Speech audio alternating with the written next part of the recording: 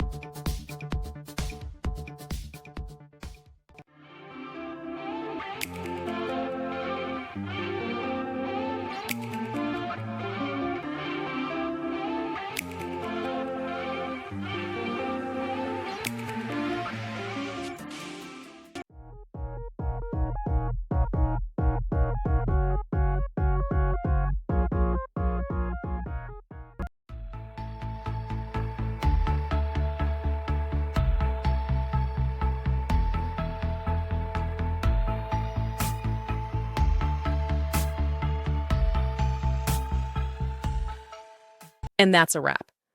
I hope you found the answer you were looking for. If you did, take a second to hit that subscribe button, it really helps out. And let me know in the comments which solution worked best for you. See you next time in the debug zone.